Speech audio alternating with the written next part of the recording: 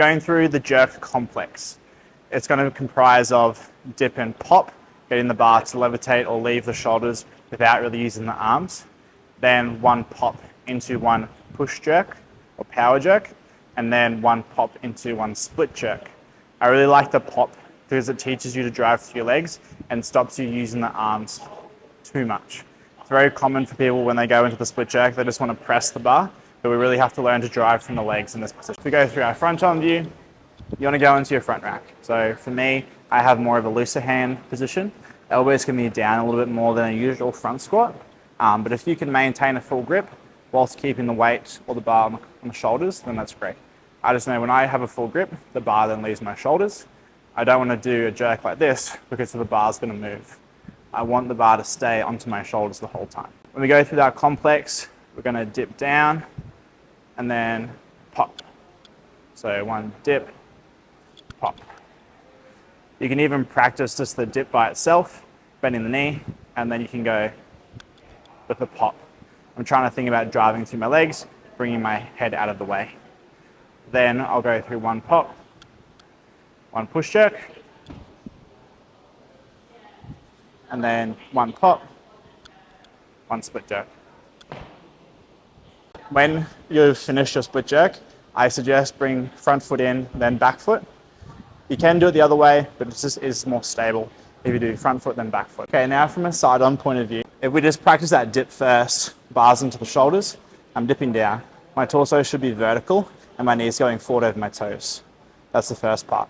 Then you can do one pop, dip, popping the bar through the extension of my legs. And I can do one pop into one push jerk,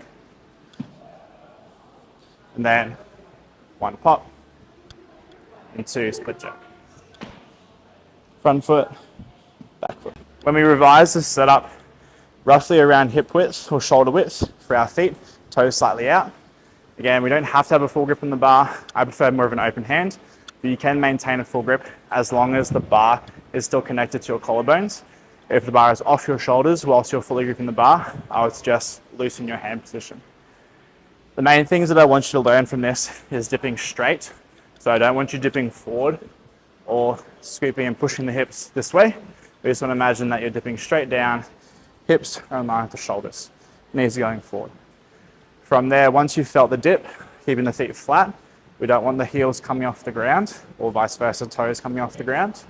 We're then going to pop the bar, just kind of letting the bar come off the shoulders a few centimeters with the extension of the legs going onto the toes. And make sure you pull your chin in this position, because if your chin's out over the bar, it's common to whack it. So make sure you tuck your chin in and then go through your pop. Then you combine the pop with the next two movements. You do the one pop and then one push jerk, or it's also written as a power jerk.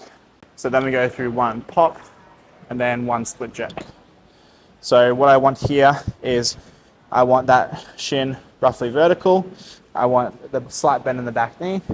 We don't want it fully straight, and we don't need it to be super close to the floor. There's somewhere in between. That's going to be our ideal setup.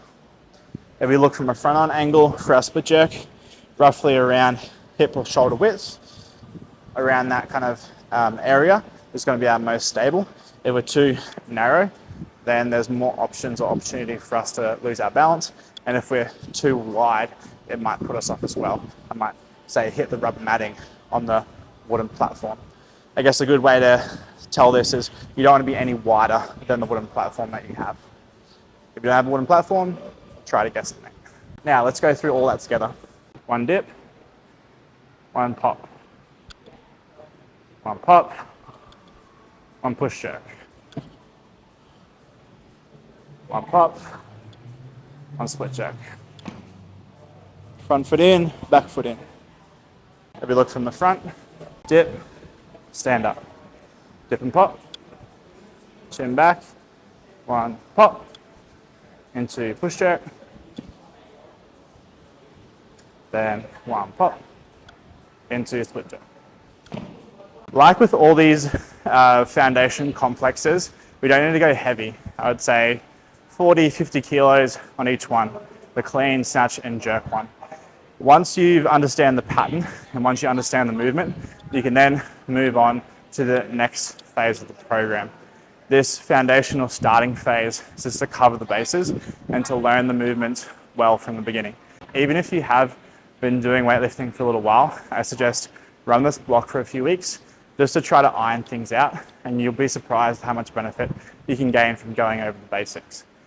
Remember, it doesn't need to be crazy heavy. Work on the position, slow it down, spend time at each phase. And if you have questions, please comment below or reach out for more help.